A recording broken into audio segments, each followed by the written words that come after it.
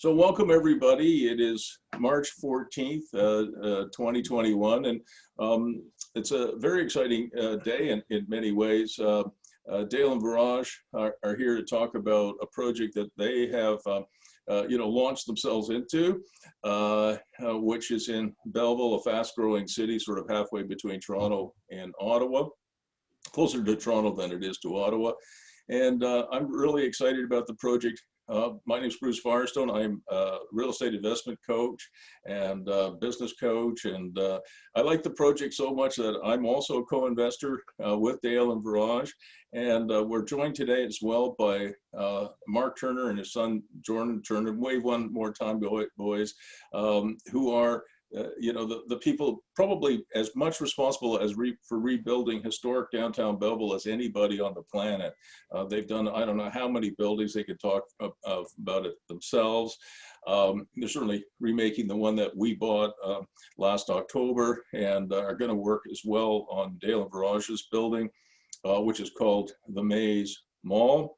And the presentation today is about an amazing opportunity. And we're going to turn it over to Dale in a moment. But just by way of introduction, Mark, can you just talk a little bit about yourself and Jordan? Yeah, we've done various things for a living, worked on the pipeline, worked on solar farms, and 5 seasons ago, I happened to rebuild a brewery, Signal Brewery, just outside of Belleville. After that, I came to the downtown core to restore one building for a friend. And I'm on, I think the aMAZing Mall or the China Gate Garden will be the 13th building. Typically, I get involved in the restoration of the facades, brick, limestone, and carpentry, restore at the period. However, we've agreed to take on the responsibility for finishing off the interior, calling in the trades and what have you. So this will be the, aside from the Signal Brewery, this will be the first in-depth rebuild in Belleville downtown. For insight into what we do, you can go on to Restoration Services Inc. Instagram site. There's a running account over the years of what we've done. Awesome.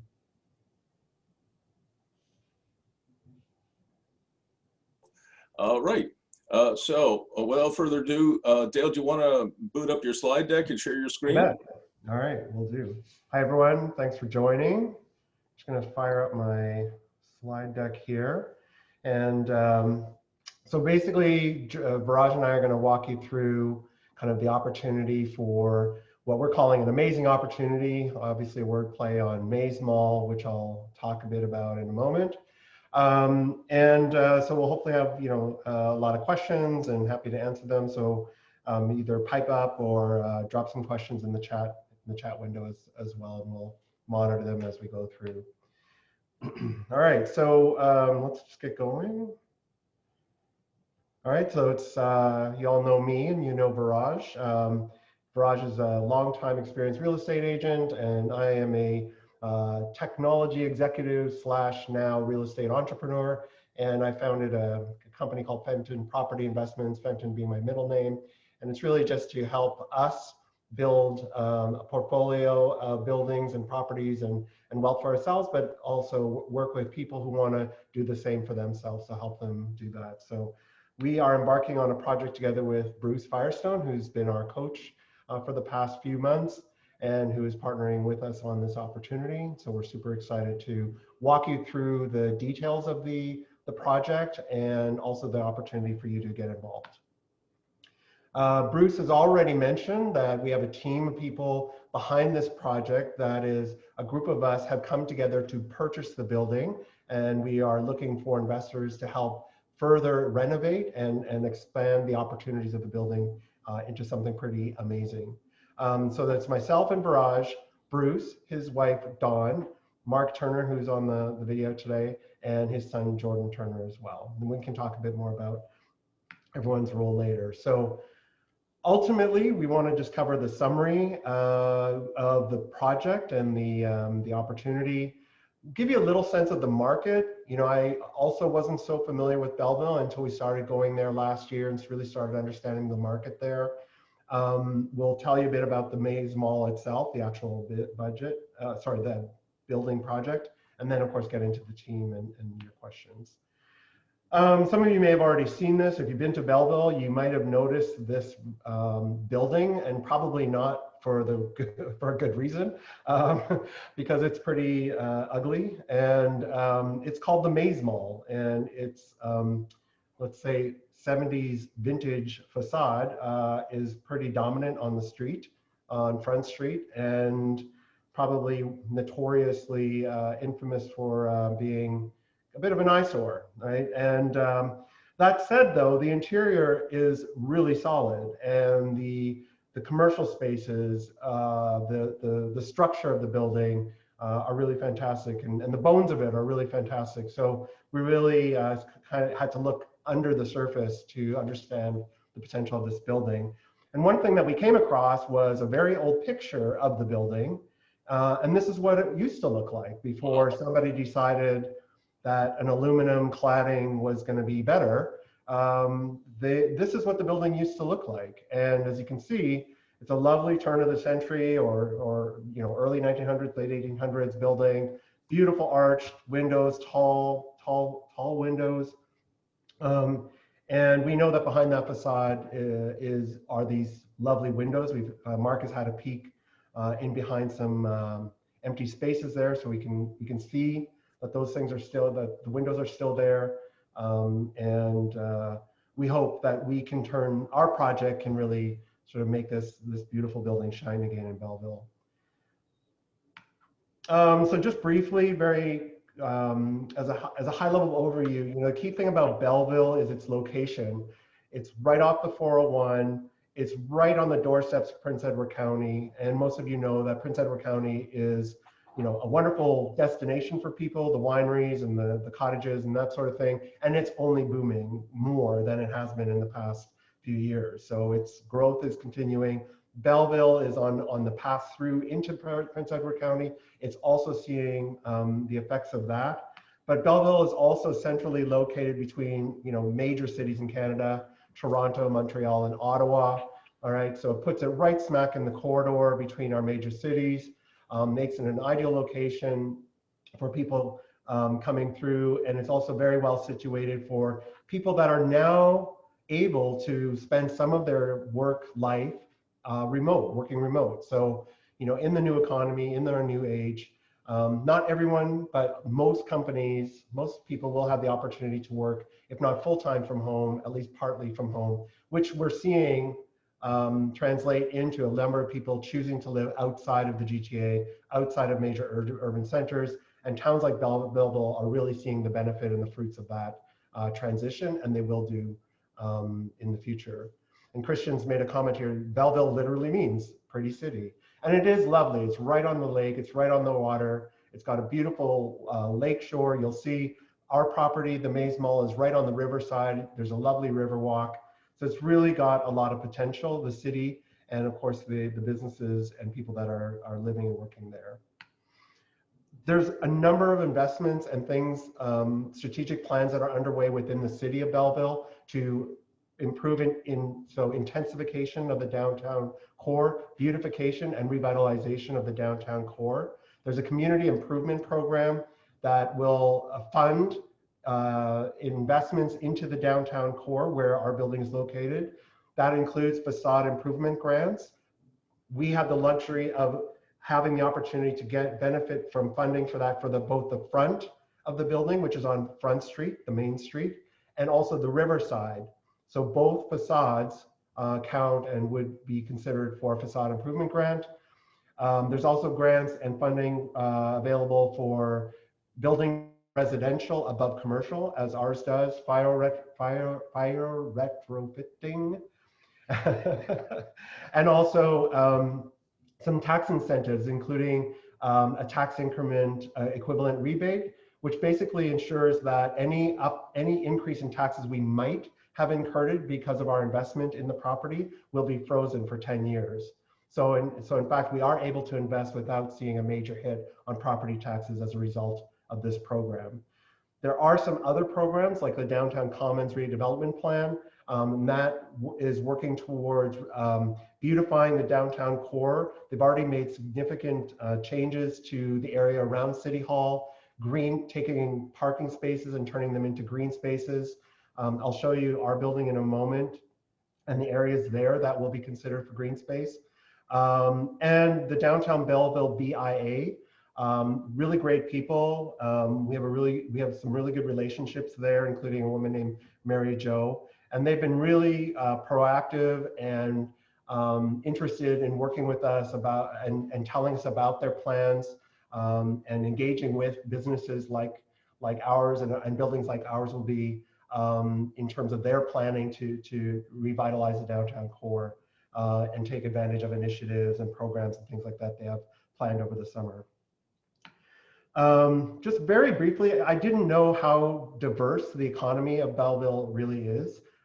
It has seen a population increase more than other areas, and it is actually quite diverse in terms of its economic base. A lot of people think about it as kind of a city on the steps of the Canadian Forces Base in Trenton, but there are other major employers there. The CRA is there, there's Loyalist College, major hospitals, but there's also significant private companies in the area as well. So auto parts, specialty manufacturing, food production, and a lot of call centers as well, which I didn't realize.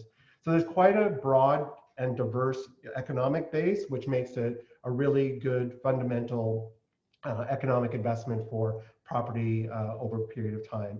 And also some notable entertainment things like the casino, and near and dear to Bruce's heart is the AHL team, the Senators. So definitely a lot going on in Belleville, and I see that that's going to change and grow as we go along. All right, so Belleville is fantastic, and the front street that this building is located on is kind of the historic downtown core on which there's City Hall, other government buildings, and a lot of really historic buildings like this one. And this is called currently it's called Maze Mall because of the interior hallways, I guess, are somewhat of a maze. It's comprised of two commercial levels, the main level on the street, and then a lower level are two commercial. That commercial space is currently vacant. It's about 12,000 square feet. It's comprised of about 5 major suites of offices of about 30 different units in total. There used to be, in the picture you can see to the left of the Maze Mall sign, that used to be a CIBC branch, and across from it was a cash and carry. And inside the building were professional offices like accountants and some engineers. There was even a Service Ontario or whatever that was called a few years ago. And the building also has 2 levels of residential. So at present, there are 3 2-bedroom units and 2 1-bedroom units. They are tenanted, but for one, which is vacant. And there's a huge amount of vacant space in the building, which leaves opportunity to both reconfigure the apartment units, but also expand the number of residential units in the building. Just to give you a sense of where it's located, of course, you can search this in the Google Maps just so you get a sense of it yourself. But effectively, the building is located on Front Street, as I said, and you can see in the satellite picture there, the backside of the building has a parking lot. Next to that, you can see the actual the river walk for the it's called the Moira River, and there's a river walk there. And the downtown BIA has told us that this parking lot area here behind our building and both north and south of ours is earmarked for green space as well. So, we see the potential for this space really being sort of a doorstep to, a lovely recreational area, green space for the city. Go ahead, Bruce. So Dale, one of the things, I haven't yet proposed it, but I plan to talk to the BIA, the executive director there, Mary Jo, is to turn that part of the waterfront into what is called Paris plage, Paris beaches. Along the Seine for, at least a decade, if not more, the mayor of Paris turns every summer turns those roadways. They bring in any number of tons, megatons probably of sand, and you can go there and you can put your deck chair out there, have a glass of wine, have a sandwich, and pretend you're at the beach, because not everybody in Paris can go to the Mediterranean. So it's a tremendous opportunity to do something like that right there. And I think the fact that the building that you bought is on the other side of the street from the one that we bought and has river views is really important. Yeah, it really gives us a lot of opportunity, both now and in the future. So we're pretty excited about that location. Here is the rear view of the building, not very great, but right now it's looking out on the parking lot. It's basically an exit from the Maze Mall to the parking lot.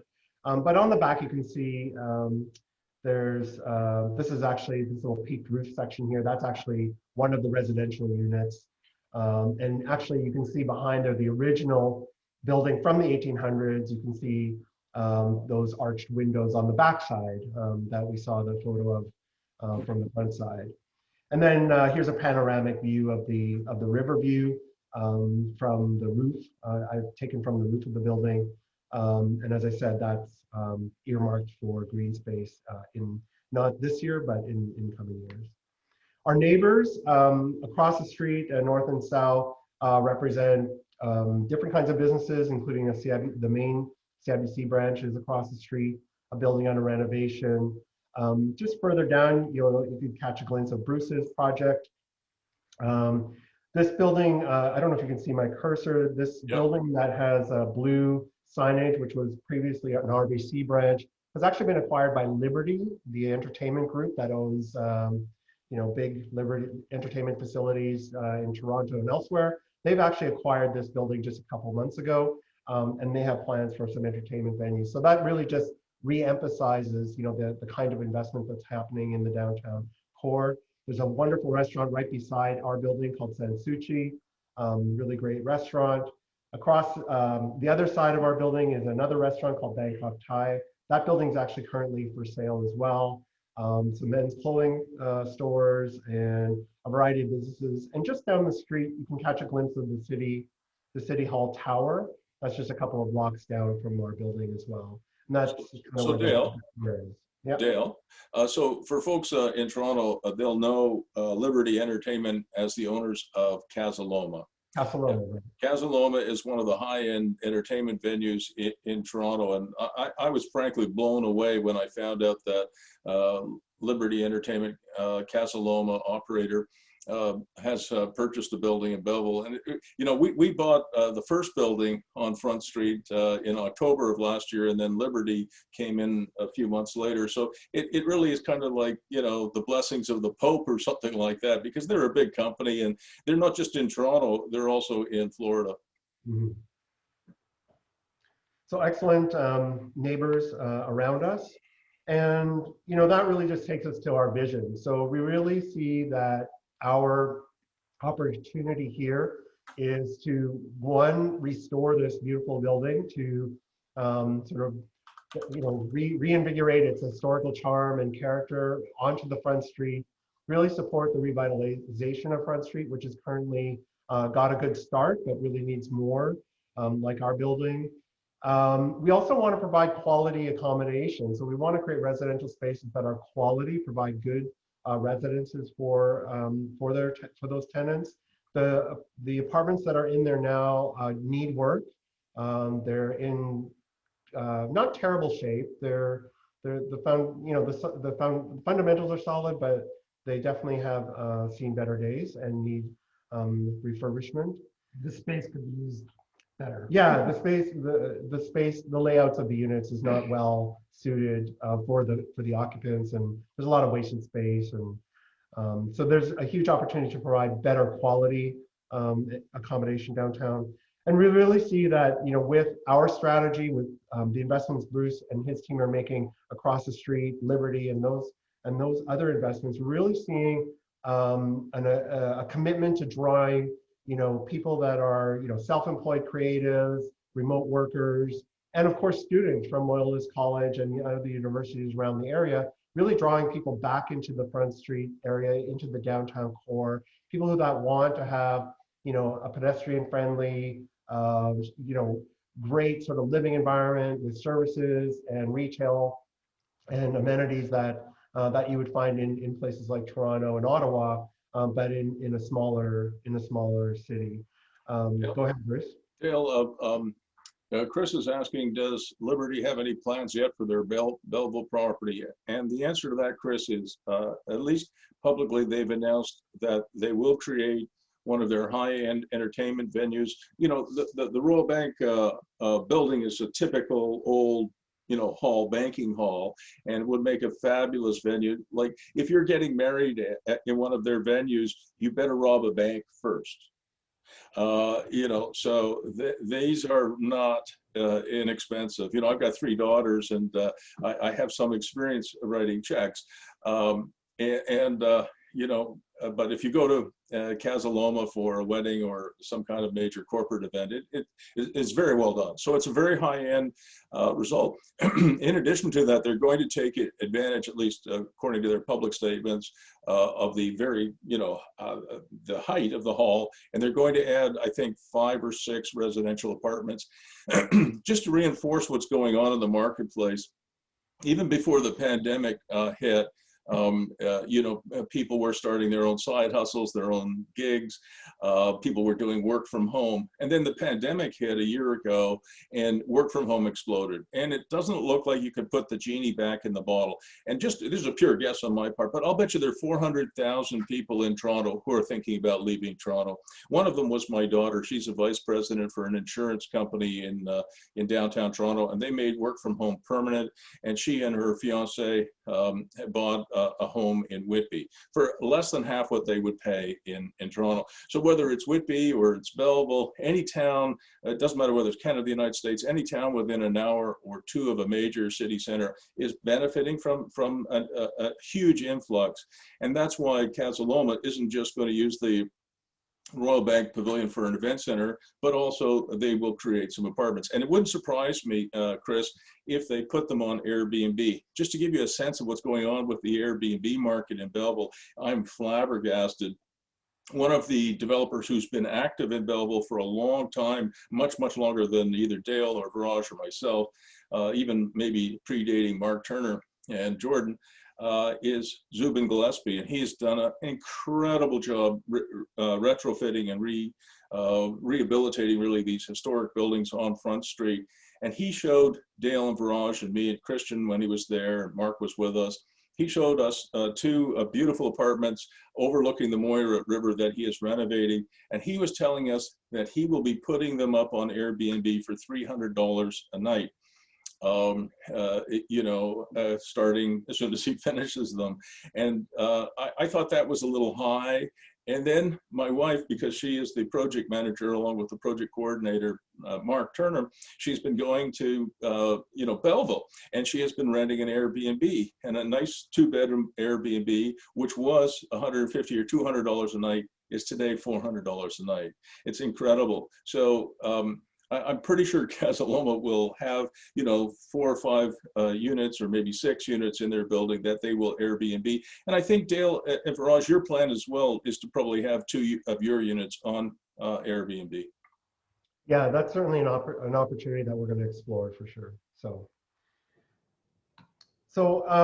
And that's kind of segues into our strategy overall. So, you know, in terms of leveraging our investment, in terms of making the best use of the space, in terms of you know, moving forward on this project in kind of using funds in the best way, and also timing and that sort of thing. We really see the strategy being to monetize the commercial spaces. That may include a short-term strategy where we leverage the existing footprint, we leverage existing, maybe refresh and modernize the finishes, but not make too many drastic changes on the commercial side. Both the previous owner, whom we met the day before yesterday, and the BIA have affirmed that, there are a number of inquiries coming in about tenancy in the Maze Mall, businesses who want to be in that building. The owner, by the way, just a sidebar on that, the owner spoke to us about, I asked him like why he has kept the building vacant, and he was looking for that big anchor tenant. And quite frankly, I think he was a bit of an absentee landlord and wasn't really paying that close attention to what was going on in the building. So he was kind of waiting for a big fish to come and take up all the space, and really didn't bother to sort of consider managing smaller tenants or work with smaller businesses to fill that space. So he just kept it vacant. So what that means to us is that there are businesses that are interested in being in that building and being in that place in downtown Belleville, and we can definitely explore options in terms of how we want to utilize the space and start earning revenue on that commercial center. The other plan, of course, is to renovate and reconfigure the residential units. There are, as I said, a number of opportunities to both add units and reshape the units as they currently are. We want to transform the facade as quickly as we possibly can, because I think, when people see a transformation like that on a street like Front Street, it's a boost of energy to the community. I think when you see a tired old building suddenly, get a facelift, you really, even as a member of that community, you start to really feel energized because you see things are happening and changing. And so we'd really like to get to that point as soon as we can. But overall, the strategy is to increase our net operating income, which of course drives the valuation of the building, and we'll talk a bit more about those numbers. But ensure that we're getting appropriate rents for the spaces that we're developing, providing the services that those businesses and people need, but then also ensuring that we're managing our costs, because it's another key component to NOI. Then down the road, we can look at plans for Riverside and also the future of commercial spaces as the building takes shape, and also as the street evolves over time as well. Just in that regard, we are considering a number of things with respect to commercial potential. As I said, the spaces are already allocated to around 5 suites on the main level. Downstairs, there's units defined in the lower level as well. It wouldn't be too difficult to open up space to maker spaces. We could take an approach where we leave parts of the building as is and allow artisans and other types of creative people to come in and rent units on a month-to-month basis and open up space that way. We could also explore co-working opportunities, and there's a number of people I've spoken to around that. But of course, there's all kinds of people I think that would be interested in working with a flexible building owner as we are, in terms of how they can use the space, how they can afford the space, and also how they can ensure that they can be successful in their business ultimately. I think the pandemic has really sort of transformed commercial real estate. I think businesses, especially smaller ones, aren't really going to seriously consider a 5-year lease in the same way that you might have seen before, where commercial spaces are demanding 5-year commitments and beyond. That's just not a reality for a lot of people. Who knows what your business is going to look like in 2 or 3 years' time? You might need more space, you might need less. And I think innovative, flexible, really adaptive companies that can understand that business model can really leverage it and create opportunities for businesses. And that's what we're about doing. So we also see an opportunity for different kinds of retail, possibly professional offices. Certainly, we've heard that some doctors and potentially other professionals might be interested in taking space in there as they once were, and possibly a cafe, or we actually had interest from a deli. So there's all kinds of potential there. On the residential side, I can get into a few more specifics because there's already income on that side. The property currently earns about $4,444 a month. I say approximately just because that third floor unit is vacant and is available to be rented out. So it's not even quite $4,400 at the moment. So it's very underutilized in terms of income. We actually see a huge opportunity to change that. The front street facing units could be quite beautiful loft spaces with those dramatic arched windows, really tall ceilings. They could be really premium loft spaces that would go for quite a considerable amount of rent, but would also command quite a nice price on Airbnb. So that's definitely a consideration. We definitely see the opportunity to add units, including what's known as a micro suite. This is a highly efficient, really small, self-contained unit, about 300 square feet. Bruce is actually putting a few of those into his building. I hope you don't mind me saying that, Bruce, across in his building. And we also see an opportunity for another rooftop unit and a unit on the riverside as well. All of those would demand, healthy rents because they would have great views and a good location. Go ahead, Bruce. So Dale, one of the questions I had on the second floor is what is the Florida's underside of the what is the ceiling height there? Oh, good question. They're high, they're high. On the Mark, second would you floor, know? they're quite high. I don't know, Mark or Jordan, do you have Mark or Jordan, would you know? They're 9 or 10 feet, I'm sure. I think Oh, they're more than that. Well, the ceiling height in the two front units is typical 8 foot. But above that, which lends the potential for a nice loft unit, we've got approximately another 7 or 8 feet and take into account a foot of ceiling. So we've got approximately 8 plus 8, 16 feet from floor to ceiling once we open it up. That's what I thought. So Dale, if you go back to the original picture that you found, the historical picture that you found a few slides back, this one here. No, let's go back to the previous slide. The one down. No, sorry. Yeah, I know. There you go. You know which one I'm looking for. I can't see all the slides, so okay. Anyway, we'll find the historic picture, I guess.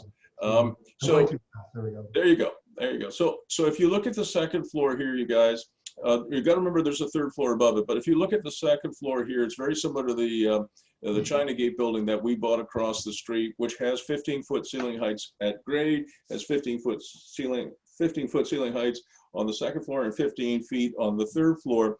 In the micro suites and in the apartments, we're able to take advantage of the loft. And I'll tell you guys how we do that. We do it one of two ways. We either put a loft in the loft, so to speak. So you have a bed area here and you have a work area or a kitchen or something underneath, or you do the reverse, where you can have the work area on top of the sleeping area. Usually it's the sleeping area over the work area, but doesn't necessarily have to be that way. And these old historic buildings where you have that kind of ceiling height allow you to do that. And that's one of the reasons why I'm very confident that Dale has his numbers right in terms of residential rents. Awesome. Yeah, there's really, unfortunately, back whenever they made the Maze Mall, they cut a floor into this. So that second floor sort of comes in and around under where this left window is, somewhere below there. So, real missed opportunity on their part, but great opportunity for us. So we definitely see the potential for rent to exceed $10,000 a month. I don't know if you are, is the gallery view cutting off the number there for you as well? I'm not sure. No, we see it perfectly. Oh, okay. So, we've done a significant amount of market research in terms of rents in Belleville. So we understand what is commanding what. And of course, Mark just renovated that 5th unit number 5, and has been seeking out tenants for that. And so we have a really good handle in terms of what rents can be expected. And of course, we've seen everything from sort of medium level finishes to really high end finishes. We saw a lovely building that had a similar kind of loft concept to ours, and they were commanding these kind of comparable rents. So we're definitely being conservative in terms of what we think we can earn, but certainly by leveraging the footprint of the building, by making better use of the spaces, we believe we can earn easily $10,000 a month in income from the residential units. The team behind it, we've already met them. I'll get into sort of the summary of the investments side of it, but just the team that's going to be involved in putting in realizing this vision and putting this plan together, executing on the project renovations and so on, is the 6 of us that you've already met. But we also have an expanded team, right? It's not just us by any means. I've already mentioned Mary Jo. She's been indispensable and really invaluable in terms of just her insight into what's going on in Belleville, the businesses that are coming in and going, the people that are moving there or living there. They've done a lot of market research themselves. She's been very forthcoming in sharing that with us and helping us try to do the best we can for Belleville and for the downtown community in that space. So she's a great partner for us. We are planning to make use of local architects, Jordan Jones. And of course, Mark and Jordan have a fantastic team already working in Bruce's project, but they put together a fantastic team of people that really understand these old buildings, understand how to manage them. Mark did some amazing restoration work in Bruce's building. Like there was a whole wall that was kind of falling over, and it was really incredible to see what it looks like now. It's not nearly done, but it's the potential is just so incredible, and that's a testament to the work that they're doing. So really great local people that will be involved in helping renovate and restore that property. And so now let me bring it all together in terms of kind of what this looks like from a financial perspective. We were able to secure this building with a $760,000 purchase price. The seller has agreed to a seller take-back mortgage of 65%, worth 65%. And so we are able to acquire the building. We have put together a very rough estimate of $640,000 for renovation. We are being ultra conservative in terms of factoring in all kinds of considerations. That said, we have the expertise of Mark and Jordan, who have a real solid understanding of what these buildings are about. We also have a really great report from the building inspector. We had that done on Thursday, and that came out very, very well and very positive in terms of the structural integrity, the HVAC, roofing, electrical, plumbing, all were given a thumbs up, and we have a really solid building inspection to go on as well. So we really have some confidence in terms of what we can do in the building, and we have a great team of people. So that said, we're still pretty conservative in terms of our renovation estimate. So we expect a total investment of about $1.4 million. And with the revenue projections that we've done with respect to the residential units and also the commercial spaces, Bruce and I have done a variety of different revenue models, factoring in different types of revenue, leasing arrangements, membership, month-to-month kind of arrangements.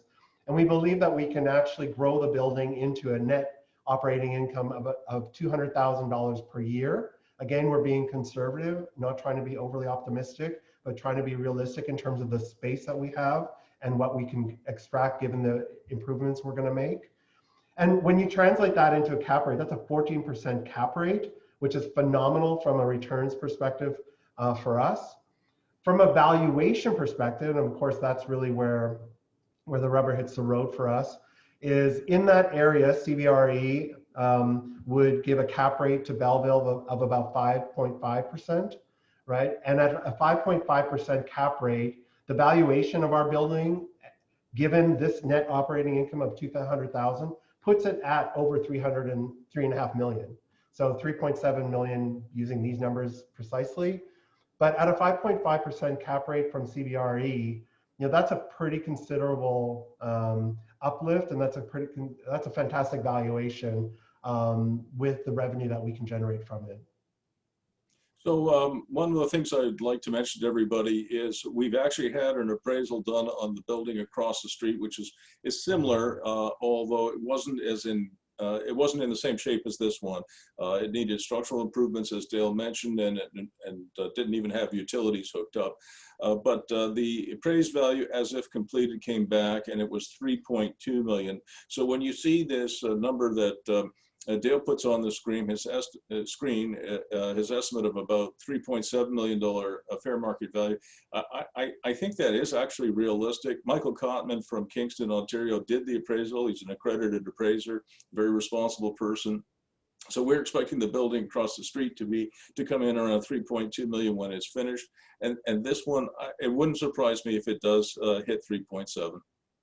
And further to that, the owner whom we met on Thursday did tell us that for insurance purposes, the building was valued for rebuild at 2.8 million.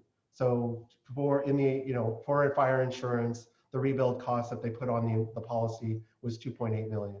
So Christian has a question, which is the cap rate. Is the cap rate accurate? The cap rate here, the fair market value cap rate that Dale is showing on the screen at 5.5%. The question that Christian asked, because he's a very experienced investor, developer, renovator himself, he said he would have expected it to be higher. So what we did, Michael Cotman did, and myself as well, is we did reach out, Christian, to CBRE. They do this national study, what the cap rates are for the different markets across Canada. And they felt that because more than half of the income on both buildings, on both sides of the street, is residential, that a 5.5% cap rate would apply. And it would be one thing for a realtor like me to tell you that, I'm a lowly realtor, but somebody like CBRE and Michael Cotman, the appraiser, I do trust them, and they think that 5.5% is reasonable as long as you have at least half of your income as residential. So I think it's realistic. So Chris is also asking, what is the percent commercial vacancy on Front Street currently? That's a great question as well. At present, the commercial vacancy on Front Street in Belleville is about 76%. Well, no, 76% occupancy. That's the occupancy. Yeah. Not vacancy. So yeah, I'd be throwing myself off a cliff if it was the vacancy rate. But Chris, I'm glad you asked that question, and if you don't mind, Dale, I'll tackle this one too. Yeah, sure. Okay, so it's my view as both a realtor and a developer and a coach and the other roles that I fulfilled, that a lot of commercial leasing has not yet adjusted to what I call the new world order.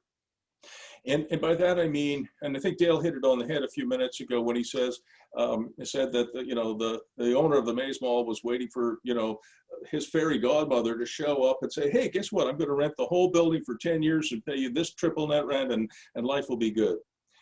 I think those days could be over. And what I don't think a lot of realtors, a lot of business owners, a lot of building owners have yet made the adjustment to what is a very different world that we live in terms of commercial leasing. And I'll give you an example of what I mean by that. I think it's worthwhile spending a couple minutes on this. Number one, any lease that Dale or Viraj does, or for that matter we do, has to be with a company that is internet resistant. In other words, they're not competing with Amazon. It has to be big box resistant. They're not competing with Home Depot or Lowe's. And three, they have to be somewhat pandemic resistant. Those are the three basic criteria that I apply. And you say, well, is that possible? Is that something that you can actually find? Well, the answer is yes. And I'll give you an example of, people need physiotherapy.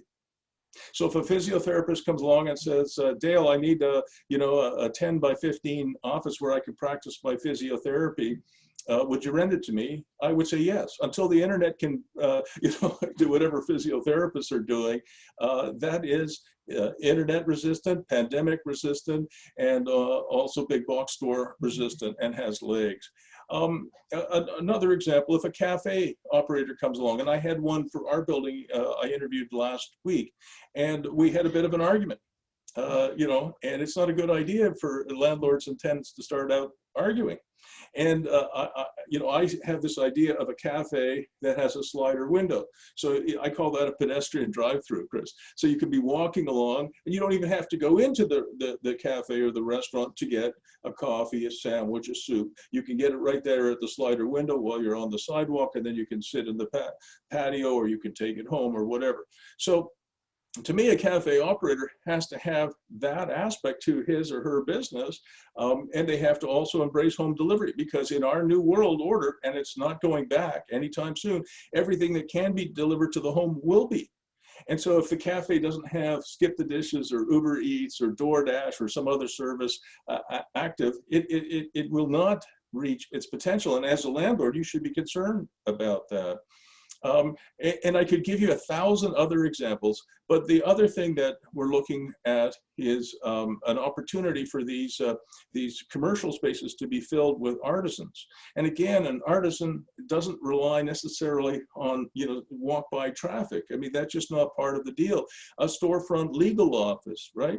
They're not going out of business anytime soon. So there are things that we can do, and I have made it my business to try and educate the BIA, the business improvement area, and their members that we have to change direction so that 25% vacancy rate on Front Street in downtown Belleville becomes close to zero.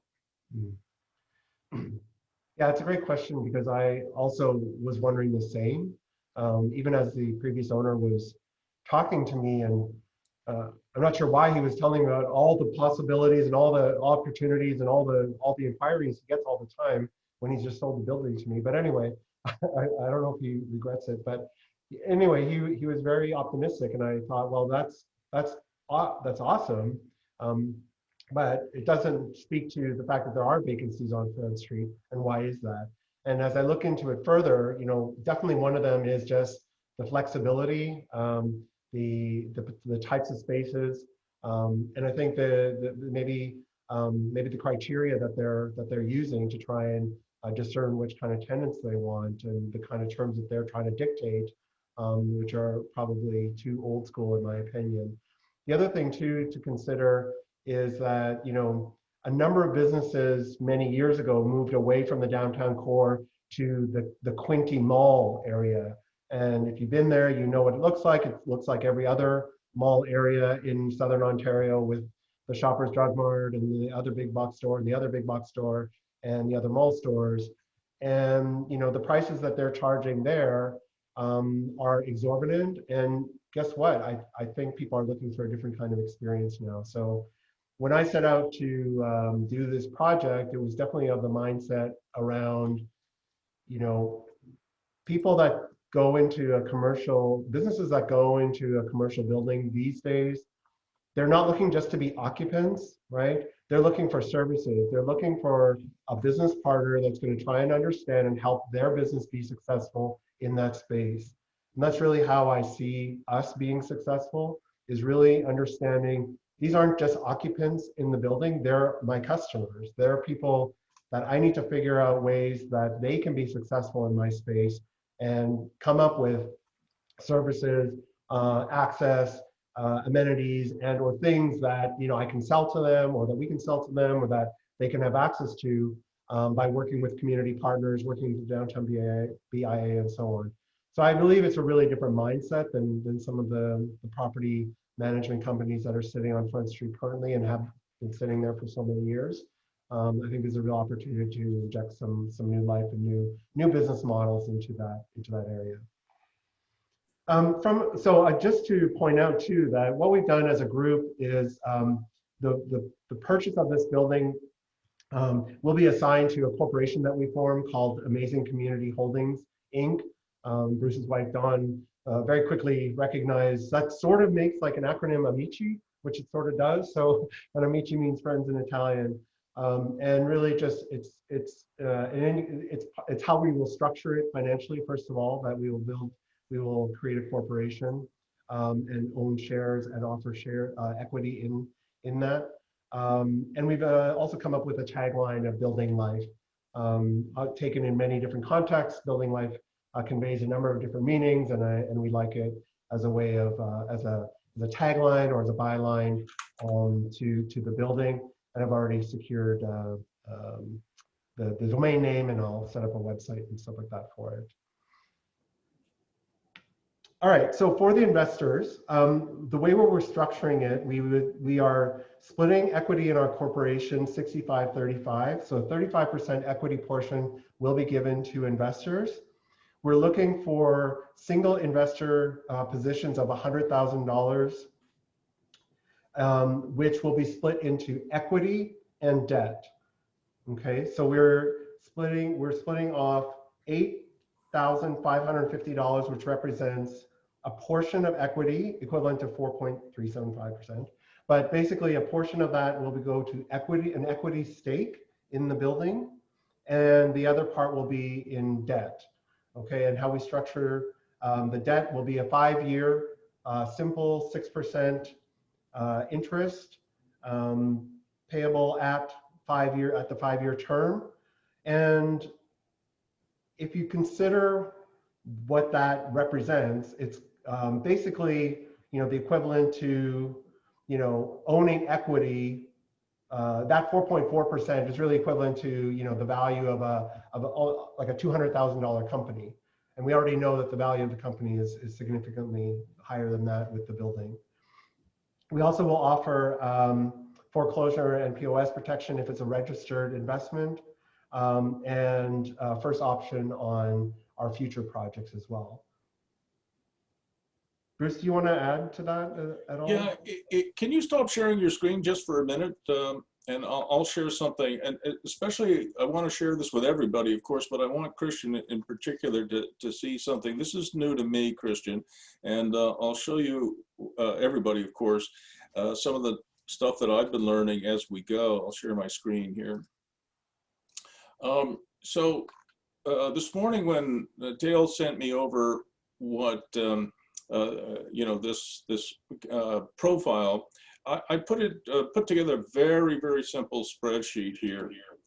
So you got to think about it this way. Out of a $100,000 position, about $8,000 of that is equity, stays in the building, and $91,000 or $92,000 is debt, gets repaid. So I asked myself, what's the internal rate of return? This is not a cap rate. Cap rate really measures cash flow or cash on cash returns.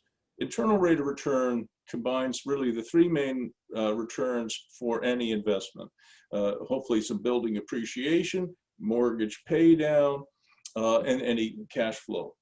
So, if the total investment is $100,000, 8,000 and change in equity and 91,000 or 92,000 in debt, and there are no interest payments. So there is 6% on the debt portion, but it is accrued and is paid on maturity, and the maturity is 5 years. So 5 years from now, there's $27,000 of interest that's owing. The $91,450 out of the $100,000 in debt, the principal is due, and the fair market value of the building, Dale put in $3 million. I think it'll be closer to 3.7 million, but Dale's very conservative, which I appreciate. So 4.375% of that is 132,000. And so there's, you turn basically in 5 years, you turn $100,000 into $250,000 or $251,000. That represents an internal rate of return of 20.2% per annum. And for you guys, if you're skilled investors, many of them look at cap rates. Nothing wrong with that. Higher cap rate if you're a building owner is obviously better than a low one. And 14 or 15% cap rate on this building is very good. You know, if we bought something similar like this in Toronto, I don't even know how much it would cost, but I bet you the cap rates, if we got 3.5% or 4%, we would have a party. It's probably lower than that. But it's the internal rate of return that makes you guys wealthy. Whether you're investing in Tesla stock or you're buying gold or whatever you might want to, you're buying Bitcoin, it's the internal rate of return that you really care about. And 20.2% is very good. But this is something, Christian, this was new to me. This is something that once your debt is repaid, I want you guys to remember, once the debt is retired after 5 years, you only have the $8,550, which is either your preferred shares in the company or however we structure it. That's your 4.375% ownership. So your adjusted cost base for your ongoing ownership in this building is practically zero. And it means that from that day forward, I'm just guessing here, by the way, this is just, you can see the word guess, and I have to underline that, but it becomes like something ridiculous. You have such a low cost base that any kind of cash on cash returns at that point will generate significantly higher internal rates of return. So that is the beauty of the structure that we're using. It something I call the Mad River financing structure. Don't look it up because you won't find it. It's just that the first deal I ever did like this was in a ski town called Mad River in the United States. But it means, again, that you own an ongoing share of a building for almost no money once your debt is retired. And then I did a second case, which you can see here. And Viraj pointed out that what he's hoping, and what I'm hoping as well, is that the building is a success and we don't have to wait 5 years to refinance it and retire the debt. And if that debt got retired in 3 years instead of 5 years, there'd be less interest paid on it because it's only 3 years instead of 5 years, but your internal rate of return jumps up significantly to 33 or almost 34%. Those kind of numbers are hard to beat in any kind of investment. And so I put those two spreadsheets together, and I'll stop sharing because you can't count on those as if it was a mutual fund, sorry, not a mutual fund, a bank interest savings account. Like if you put your money in a bank interest savings account with the Royal Bank, we've been talking about the Royal Bank, and you get 1 or 2%, that's what you get, and it's very secure. All of these investments have some risk in it, but when you're buying, as Dale and Viraj have done, very low, I think about $70 a square foot for the building, and when you're buying real estate and you purchase at a very, very low number, I think that does make a significant difference in terms of the risk profile. And I do think that we are going to see 20 and even maybe 30% returns on this.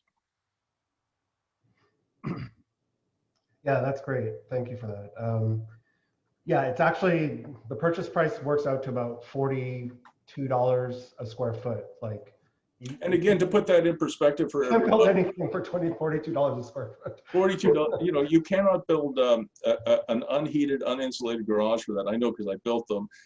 Today it's about $85 a square foot, and a brand new office building or a residential building like this is probably $300 to $350 a square foot. So buying at $42 a square foot, your risk is much lower than if we bought the same building for say $600 a square foot in Toronto. All right, and so in terms of just a timeline, just to re-emphasize again what Bruce said was, the investment timeline represents kind of an initial investment now, split into equity and debt, as he explained, a 5-year term, resulting in $27,000 in interest, plus also your debt repayment of the $91,450, which is your initial investment. Your equity remains, right, which would be valued if the building were appraised at about $3 million. It's $130,000 of equity. Then of course, our strategy is buy and hold. We anticipate holding this building for perpetuity. But of course, as an equity holder, you can choose to exit, sell your share, whatever, or we may, maybe market conditions are such that we decide to sell and move on to another investment or something like that. But nonetheless, the timeline allows you to secure that investment away and have that surety of a 5-year return equivalent to 6%. And as Bruce said, you're not going to even get that in a savings account for sure. So, all right, I think that brings me to kind of the end. We're also near the top of the hour, or we're just a little bit over. So I thank you for all of you hanging on past the top of the hour as well. Yeah, if you have any more questions, we'll take them now. If not, I know you guys know how to get a hold of Dale and Viraj, and I'm going to put my email address as well in the chat box. If you guys have any questions for me, I'll do that now. you can certainly send them to me at brucemfirestone.com. I'll just repeat that again, bruce@brucemfirestone.com. I just put it in the chat box if you have any questions for me. The one thing I do think that as people who are interested in real estate, you know, this little town of Belleville, I think, has a great future. It's not a tiny town. It's 51,000 people, and it is growing. And you know, it has better weather than Ottawa, mind you. Almost everyone does, and it's not too far from Toronto. And people who like my daughter Rachel and her fiance Pat Kerr, they can work pretty much now anywhere they want to. These young people have money and they're interested in a lifestyle. They want to be in a town where they can walk, you know, to the coffee shop, walk to the store, walk to the pub, you know, go and get your hair done, and by the way, there's a very nice barbering shop there as well for the fellows who have hair, unlike me. On the street too, called Park Provisioner. So there's a lot to be said for these small towns, and especially ones that are on the Bay of Quinte like this. I like to sail, as I think everybody on the call knows, except some of the people who don't know me. My wife and I are actually considering moving to Belleville. So I really do like the town, and I like the opportunity. And please reach out to me, or of course Dale or Viraj at any time. Mark, you had something you wanted to add? Yeah, I just wanted to add that don't forget, within 2 blocks of our buildings are 3 marinas, 2 of them city run and 1 private. The other thing I'd like to share with the team, relatively recent developments, we've got 3 new businesses opening downtown. One's a bakery at the north end of the street, one's a cafe 1 block over, and surprising news, directly across from us, Dale, you had a picture of that building boarded up beside the CIBC, but it's not an accurate photo. Now it's finished off quite nicely with a beautiful campy, and their intentions downstairs now, Bruce, they're going to use that space as a venue, and they're talking about a patio out front and a liquor license. So where's that, Mark? Sorry. Right across from us. Remember Mark Vergenhill's building, the one he worked on for the last 2 years. Yeah, fantastic. Yep. Yeah, their technician was sharing that with me. So they're going about furnishing it somewhat as a bit of a venue, and fantastic. Yeah, and then just around the corner, just for your information, the old Baptist church, which is a block away from our building, is, Mark Vergenhill and his team purchased a church, and they're now renovating for the purpose of a venue and weddings and that type of thing. So there's a lot of activity coming out of this this COVID lockdown. It's fantastic. It's a wonderful, wonderful opportunity. And for Chris and Dave and everybody, you know, if you could find an investment that has a cap rate of 14.4% in Toronto, you should let us know.